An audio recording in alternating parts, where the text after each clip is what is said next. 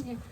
Hi, Alex. So my Hi. name is Suli, and I'm a therapist here at the office, and I'll be working with you today. Can you give me a little reason what brought you in?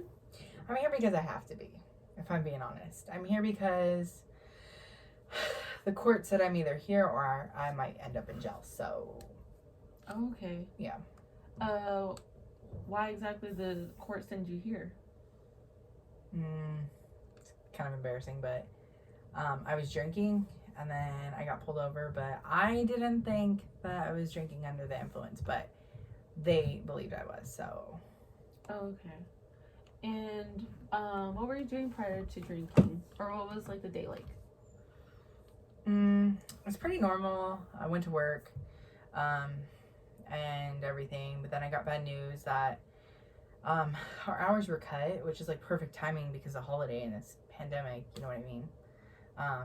Not really, but you know, it really sucked to hear that. So then we decided to go down to the bar. We have like a usual bar place where like all of us coworkers go together, and then like we'll drink after work and stuff or on the weekends.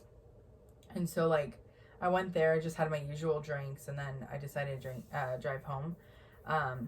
But this time, like, I guess I was swerving, they said, a little bit, and like someone called the cops on me, and then I got pulled over. So Yeah, that sounds really hard to have your hours cut, especially during the holidays, you know? yeah, it really sucks, honestly. How are you and your family coping with that?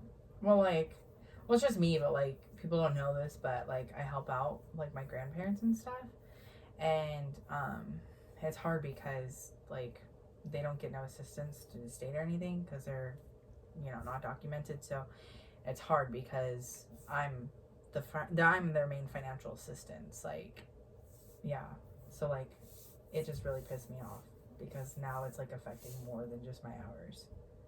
Yeah, that sounds really stressful, you know, having to have the pressure of not just taking care of yourself, but also your parents, you know. My grandparents. Your grandparents. Yeah. That's not an easy thing to do on your own either.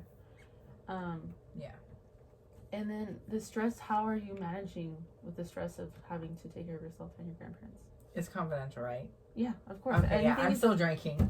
Okay. If I'm being honest, yeah. I still hang out at the bar sometimes, but like I'll just drink a couple beers or whatever at my house, or like I don't know, like take a couple shots or whatever, and it like kind of helps me.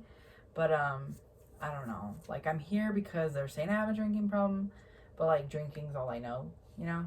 So it sounds that, you know, drinking just kind of takes off the stress a little bit about all the responsibilities, and then this new news that you got about your cut hours.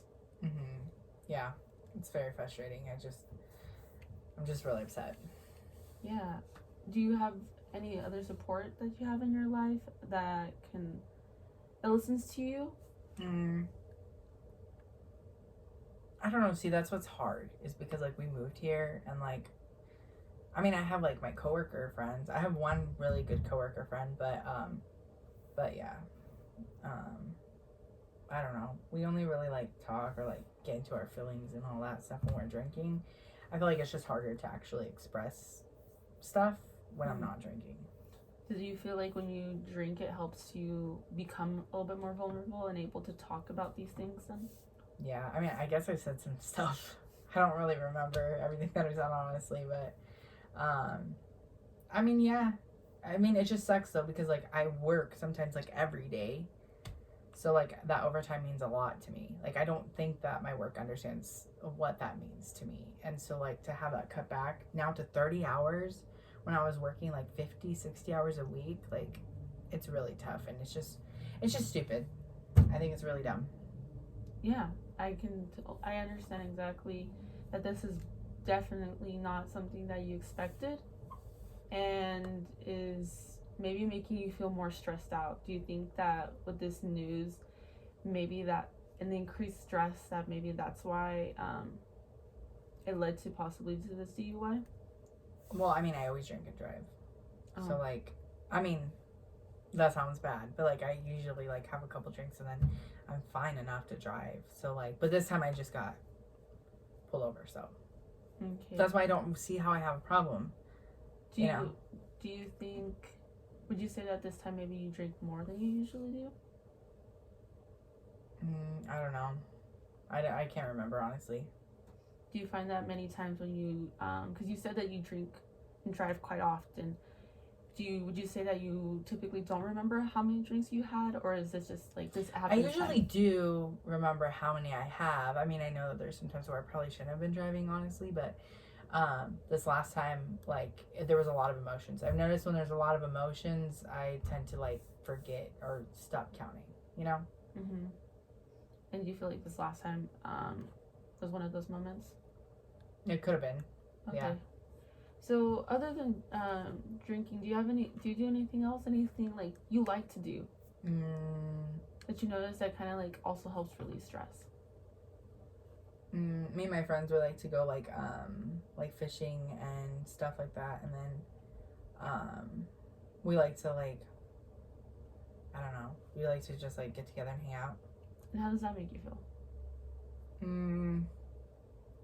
Fine. I mean, I feel pretty good. And when you're out with your friends and you're doing these different activities like fishing and all that, what kind of conversations are you guys having? Like, I would say like we just kind of talk about our day to day and stuff. It's more surface level stuff. There's no one that I really like to like confine in specifically, other than like one friend, but that's because they confine in me. Yeah. But mainly, even then, we're still drinking usually, even if it's like fishing and stuff like that, or going out. Like almost all the time that we're going out, it has to do like around alcohol too. So that's why I'm like, I don't see why I have a problem, because I've been around alcohol my whole life. Okay. So you mentioned that drinking it sounds like it's a pretty big part of your life. That is pretty involved in a lot of your activities, to like fun, to de-stressing, and you mentioned that you've seen it all of your life. When would you say that you really started to like also participate in it? Honestly, I had my first drink when I was 5. Okay. Yeah. And what do you remember from that night? I just remember that my parents said it was fine, and I got a beer out of the fridge, and then that's when my drinking kind of started, and then it went from like a beer every once in a while to like by the time I was 10, I was having like 2 a day, and then that's when I like got taken away and everything, and then my grandparents raised me. So. Okay, and how's it been being with your grandparents? They're my parents. Like, my grandparents are my parents. That's why this whole scenario with the hours is like the worst thing that could happen to me. And then, it sounds like they're really important, your grandparents in your life. You know, when your parents weren't there, they took up your parenting role. You know, they're the figures in your life. Have you spoken to them about what's happened? No, not yet. I'm nervous too, because obviously the financial part. The financial part. Mm-hmm. Do you think that she'll mention anything about this to your grandparents? I don't know. Honestly, I'm trying to see what I'm gonna get like out of this first. See if it helps me, because I don't know. Supposedly therapy helps people. I mean, you hear about it, and in the movies and stuff, but I've never really gone. So I don't know. Maybe I'll tell them, but not right now. Definitely not right now. Okay. So it sounds like you're gonna keep investigating and keep trying this out, filling this out, that if this is something that will work with you. Is this correct? Yeah, well, I mean, I have to do this because it's this or jail. I'm not going to jail, so I have to do this. How would this possibly impact your job even more? My job isn't really aware, I guess. I know that they probably don't even care, honestly. But obviously, if I go to jail, I lose my job, and then if I lose my job, I lose my finances. So. Okay, so then it sounds like there's a big need to go ahead and at least come to this so that we can avoid jail and continue your job, because you are the sole provider for yourself and your grandparents. So then we'll go ahead and keep working together as a client and a therapist to see what I can help with you to make sure that you don't go to jail, and see if we can go ahead and change any of these habits and possibly find a better outlet.